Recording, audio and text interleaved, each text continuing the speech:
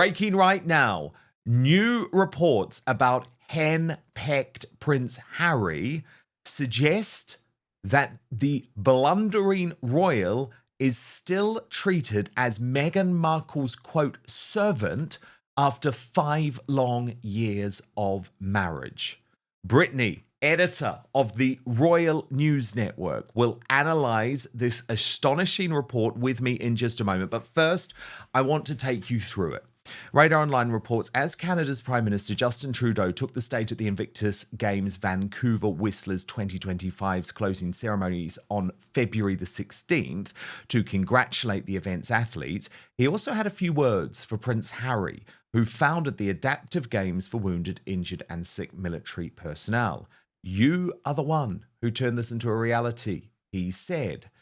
20,000 attendees cheered, and Radar Online can reveal that Prince Harry got emotional. But they report that then, with the fanfare over, it was time to go home, where after falling out with the royal family in 2020, Prince Harry faces an uncertain future with Meghan Markle. While the Invictus Games event was an achievement, a source said, when it's over, it leaves a void, and this year was no exception. Harry didn't know what to do with himself. Now, the source added, in regards to Meghan's Netflix project, she's got everyone around her hustling. It's all about Meghan now. Critics said Prince Harry's devotion has come at a price. According to insiders, the Duchess calls the shots, from continuing their feud with the royal family to their charity and business deals to their friendships. The insider said, Harry doesn't have a social life apart from her. He used to have a lot of friends in the UK, but since Meghan came along, he doesn't talk to them, much less see them. It was subtle at first, but those friends have the impression she doesn't want him hanging out with people he knew when he was a bachelor. The source added, she's done with Britain, and no doubt that's caused tension between them. Each time Harry goes back, it's a negotiation. The insider explained it shows an imbalance in their power dynamics. Despite that, the source said it would have to be Markle who pulls the plug on the marriage. The insider added, Harry seems terrified about what would happen if he were to walk away from Meghan. Brittany, absolutely fascinating stuff. What do you make of it? I mean, I'm not surprised in the slightest. We had a People magazine article, I believe it was from last year, or maybe the year before, talking about, and this is a very friendly publication to Harry and Meghan, talking about how she makes all the decisions in their lives, basically, that she is the one who rules the roost.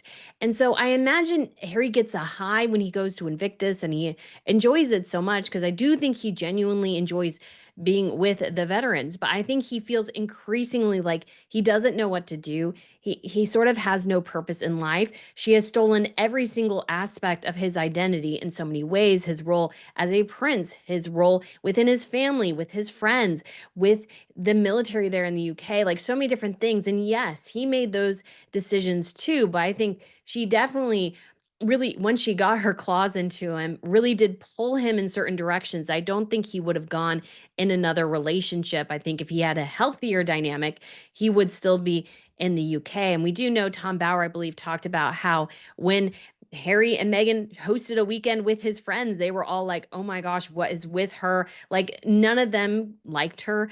They all thought she was sort of a killjoy, could not stand her. And so they sort of had to walk away. And Meghan has made it clear as well, if you're not with me, you're against me, and then get out of my life and his life as well. So she definitely has pushed a lot of people out of his life. And I just do find it very sad. It's the claim that set royal circles ablaze. Meghan Markle accused of treating Prince Harry like a servant, with insiders describing the Duke as terrified. Behind the headlines, is this just more tabloid drama? Or is there truth to the growing whispers about power, fear, and control in the Sussex marriage? Tonight, we break down the claims, the psychology, and what these revelations really mean for Harry's future. The phrase, treats him like a servant, didn't come from nowhere. According to sources, Meghan is said to dominate every aspect of their life, from media decisions to personal schedules, to who they associate with. Reports describe Harry as anxious, withdrawn, even frightened of upsetting her. Whether it's exaggerated or not, this narrative is now defining their public image. And it's tragic, really, because Harry, the once-spirited prince, is now being painted as a man under someone else's rule. Let's be honest, Meghan Markle has long battled the controlling woman label. From palace staff who called her difficult, to commentators accusing her of manipulating Harry, the perception has stuck. It is incredibly sad, and you can also understand that he would have felt that low when he returned from the Invictus Games because, thanks to Trudeau, he was being heralded, received that huge ovation. Remember, Meghan had been sent home early because she was just completely distracting from the event and the organisers were not happy with it. But of course, the moment she was back, it all was about as ever. It all was about with love. And what's actually so fascinating, Brittany, if it hadn't been for the LA fires, actually even the Invictus Games would have been all about with love and all about as ever because the launch was only delayed because of the criticism surrounding her disaster tourism. I mean, it's definitely a possibility. I mean, I think some of the fervor over With Love Megan might have died by the point of the Invictus Games, but she is definitely a distraction to him. She is a distraction to the games. I don't think she cares about the games. We know, like, throughout most of her history, she's not been much of a sporty type person, and there's nothing wrong with that. But this is not something that interests her. This is his thing. And she comes in and she sort of takes over his attention. That's the thing. There's nothing wrong with a spouse going to support their partner during a game, but it's like, leaning on him, grabbing him, kissing him, doing all these things that pull his attention away from where it should be, which is the veterans, because he always has to be there with her. He always has to be holding her hand, doing all these things when he should be out there supporting the other veterans. And I think a spouse who is more secure in the relationship and not quite as needy as Meghan would be perfectly fine with that. I don't think Catherine has any issues with William going out and supporting Urshad, and as she's there supporting him behind the scenes and sometimes in front of the cameras as well. And Meghan just sort of pulls all the attention, and Harry, he enjoys that Invictus moment. But once he goes home, I mean, she rules the roost, she rules everything. And he's just there to follow behind her, picking up after, one disaster after another. So he sort of, I would imagine, leads sort of a sad existence at this point. But what's interesting is that even people outside the royal sphere are starting to say the same thing, that her brand, her ambition, and her personality have completely overtaken Harry's identity. It's not just a marriage anymore, it's a hierarchy. And that's where the word servant starts to sting. Power in a relationship is rarely visible until it cracks. Meghan's confidence, her control over PR, her relentless pursuit of influence, all of that overshadows Harry's vulnerability. And what do we see publicly? A man who used to speak with passion, now reduced to following cues. What about the fact that even when he is trying to go home to the United Kingdom now, she has all of her issues with it and makes it so difficult? I mean, when it comes to especially like the security issues and everything, I think she's like, it's partly his, I think, delusions on this, that his family needs all this security to come back. But I think she feeds it and she prevents him from bringing his kids back. I'm sure every time he goes to the UK without her or even with her, it's an absolute battle because she hates it there. They didn't fall for her BS in the UK. And so like she knows she's not really welcome and she has no desire to go back there if she can't get a fan base to follow her. I mean, I'm sure she has fans there, but it's just something where she can't allow him to interact with his family, with his friends, without her being there, because heaven forbid he doesn't follow the party line anymore. And again, I think that's incredibly sad. Healthy relationships generally don't result in one member completely cutting off the rest of their family, but that's definitely what's happened with Harry and Meghan, and she definitely doesn't want him hanging around with any of his friends without her there, I don't think. No, that's the thing, because we know that some of his old friends, Brittany, are interested in an intervention once Harry reached out to them again. And so I guess her paranoia could also mean, oh my goodness, he's going back to the United Kingdom without me. What are they going to say? What are they going to do? Well, Dan, when it comes to Meghan, I mean, we know she wants to cling to that title for dear life. So even in the event, let's say, of a divorce or something, she's just hoping and praying that nothing, like that she can keep some aspect of that title because that's the thing she believes is going to make her money. So anything she can do to cling to it, she's going to. But yeah, she's definitely very worried, I think, about if Harry goes back there without her and if his friends stage an intervention, if he finds the joy he's sort of missing in his life. I feel like not that he doesn't get joy from his kids and, living in some aspects of California, but if he can feel more himself. I mean, he's given up so many aspects of his interests and stuff in hunting, in polo and things in order to please her. And I think at the end of the day, when it comes to their future, like if he can find some of those passions again, he might go, well, this relationship isn't all that great anymore because I'm having to give up beer and do yoga when I'd rather be out hunting and having a pint with the lads. So I think Meghan definitely is very worried about those type of things. But Harry, I think, I would hope that his friends want to reach out and want to encourage him to maybe find the real Harry again. It's as though Harry's been edited out of his own story. If that's true, then what's left is dependency, emotional, professional, and financial. In the eyes of the world, Meghan's the director, Harry's the actor.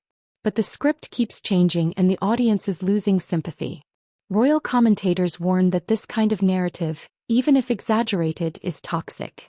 It reinforces the idea that Harry has lost himself, and that Meghan has overplayed her hand.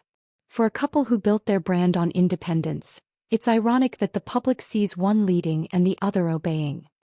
Indeed. Now, a big story this week, Brittany, although there's a lot of consternation as to its truthfulness and where it came from, but let me just take you through it first, was this rumor that Prince Harry had been offered to make a series for Netflix marking the 30th anniversary of the death of Princess Diana. Now, if he made this series, it would be in contradiction to the agreement, the brother-to-brother moral agreement that he made with Prince William after the 20th anniversary, that would be it. No more cashing in on his mother's memory. But this story, which was initially reported by a Los Angeles source to the Sunday Express, said the idea is that it would be a solo project for Harry, who would be a co-executive producer, as well as hosting and narrating the series. He is uniquely placed not only to talk about the woman he knew as his mother, but also to examine her role as an enduring social and cultural icon still beloved by so many. The source added, nothing has been agreed yet, but this has been talked about in an extremely positive way. Harry might even see it as a stepping stone to building bridges with William and the rest of his family. The production executive added, it's felt that this is something he would handle with passion and sensitivity, offering fresh insights into not only her life, but also her lasting legacy. Their next big deal with Netflix is going to be much more results-driven rather than a massive upfront payment. But first, long winter nights don't always mean better sleep, they often mean worse. Shorter days, less sunlight and cold weather throws your melatonin levels off, but taking a melatonin supplement isn't the answer. Melatonin supplements contain doses that are way higher than what the body naturally produces, leaving you feeling groggy in the morning. They also interfere with your body's ability to regulate its own melatonin production, making you dependent on it, as it'll be harder to sleep without it. It can also help you fall asleep, but not stay asleep throughout the night. This is why I take Evening Bean, a brand new product from Verso.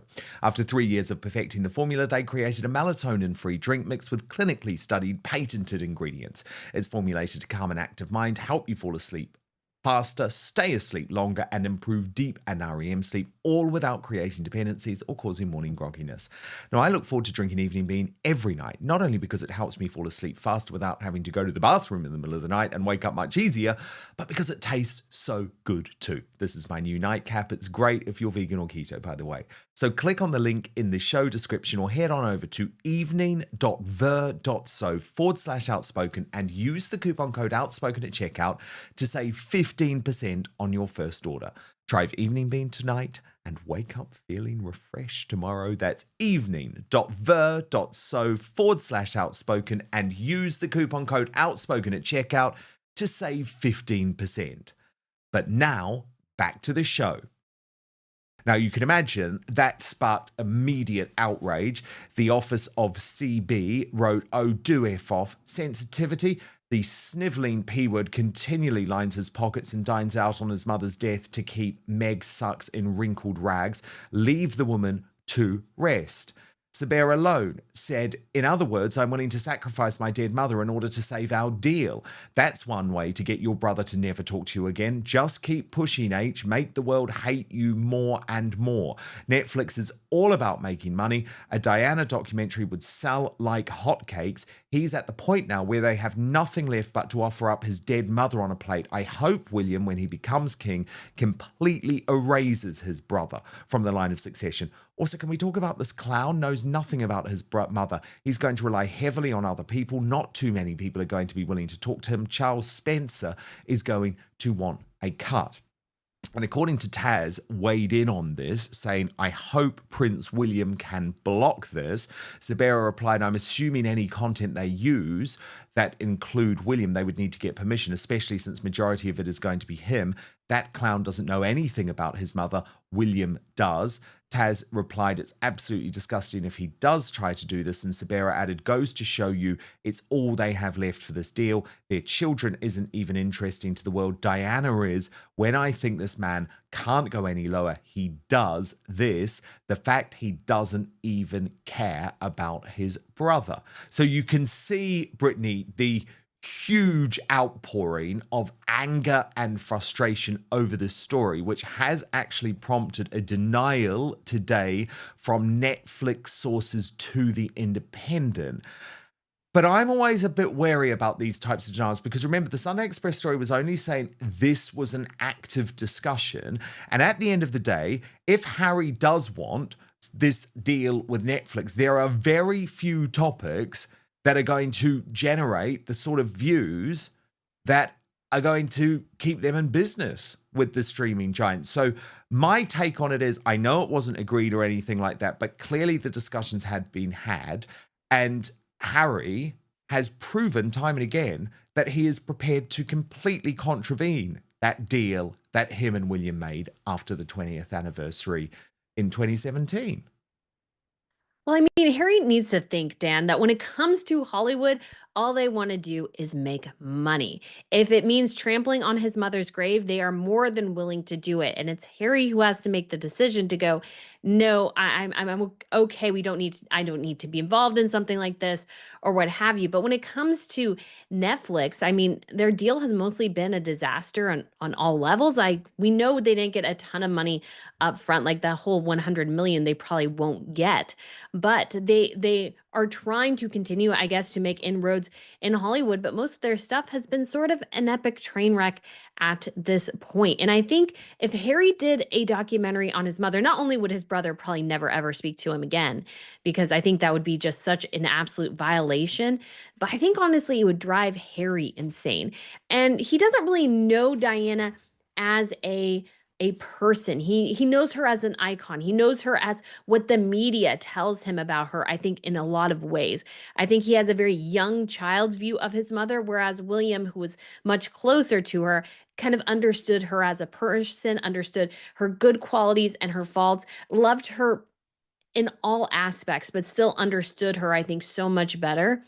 And what I think is such a shame is that Harry will still continue to blame the paparazzi for this, when in fact it was the lack of a seatbelt. I just think it's a crime that Harry doesn't encourage people. Hey, my mother didn't survive this terrible accident, and she might have if she had worn a seatbelt. I think Harry has a very unhealthy relationship with, I think, what happened with his mother. I don't think he's dealing with it in a very emotionally sound way. And I think this documentary, I just think it would drive him crazy. I think it would be an just one of the worst decisions he could make. Yeah, I completely agree with that. And in terms of the conjecture that it would mean William would never speak to Harry again, well, I think we're already at that point, to be completely honest. I mean, we're close to that point. I think if Harry finally tried to actually make amends, like apologize, take responsibility for some of the decisions he and Harry and Meghan had made, I think they could maybe have some sort of relationship. But will they ever be as close as they were? No, I don't think William will ever fully trust Harry again. I think William has sort of essentially given up on him for the most part.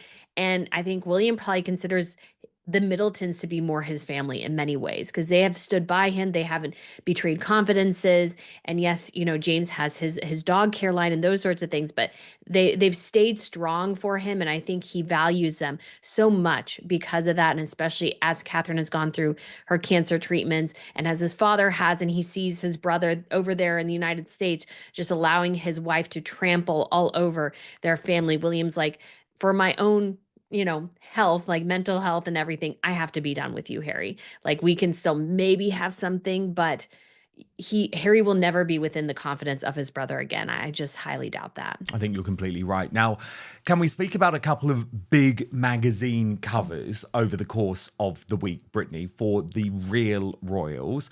So first, People magazine put Prince William, the Prince of Wales, and his wife Catherine, the Princess of Wales, on the cover. This was interesting because, of course, People has been very much aligned to the Sussexes of late.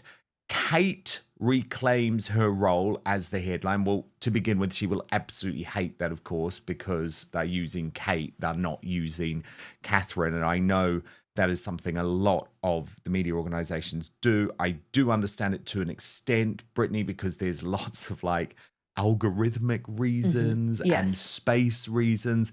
But she's not going to like it. What did you make of the article itself, which seemed to be focused on the fact that actually William and Catherine are now touchy-feely type people, which, again, to me was a bit of a misrepresentation, really. What did you think? Well, for me, when I look at Catherine and William, and yes, maybe they've been a little bit more affectionate. I think it comes from a variety of places. Number one is that since the death of the Queen, obviously some protocols have been relaxed. I think Catherine and William have always been very respectful of the Queen, and I think they've always been so good to understand that there is personal and there is professional. And yes, they do things as a couple together, which is somewhat unique, but they don't need to be touchy-feely generally when they're out on engagements because they are professionals. And at the same time, we've seen them privately hold hands, be affectionate. So it's not like the affection isn't there. It's just that they had this separation. But I think because of the death of the Queen and I think especially Catherine's cancer treatments, I think they're just in this space where we just don't want to be maybe as rigid. We want to let people in a little bit more. Yes, we will always be professional. Yes, we will always be people who you can rely on to put forward the great face of the UK. But we are also a family. We are also a couple. And we will do maybe a little bit more to show that because at this point, with everything they've gone through, they've sort of earned it. So I think people are welcome to it, enjoying it, and I think it's a wonderful thing to see Catherine and William do.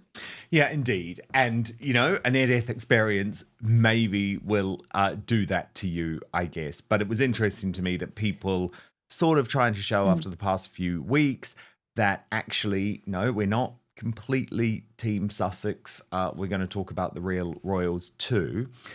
Then we have Princess Beatrice with this really personal first-person piece in British Vogue about the birth of her daughter Athena. Brittany headlined, "There's so little control." Princess Beatrice opens up about daughter Athena's preterm or premature, to use the British vernacular, birth in her own words.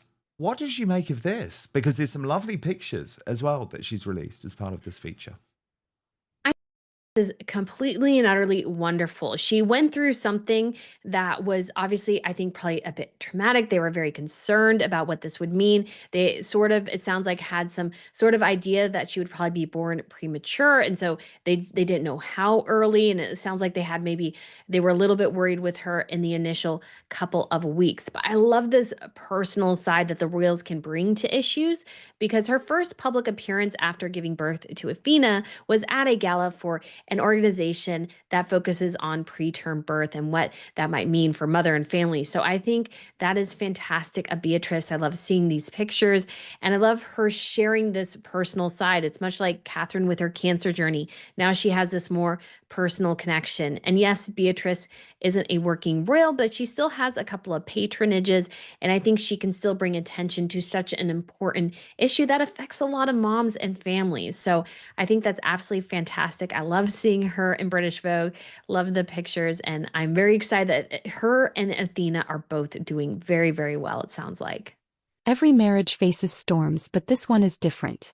It's happening under the world's microscope. If the reports are true, that Meghan treats Harry like a subordinate, the damage might be irreparable. But if they're false, the perception alone could still destroy them. Because once people believe a prince has become a pawn, it's almost impossible to reverse. Whether you love them or loathe them, Harry and Meghan's story has turned into something darker, a tale of power, dependence, and disconnection. So what do you think? Is Harry trapped in Meghan's world, or is this another cruel media myth? Let me know your thoughts below. Subscribe for more unfiltered royal analysis, the stories behind the palace walls.